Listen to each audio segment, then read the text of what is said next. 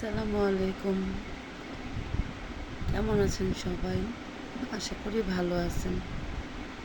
চলে আসলাম সকাল সকাল আপনাদের সাথে কিছু কথা বলতে।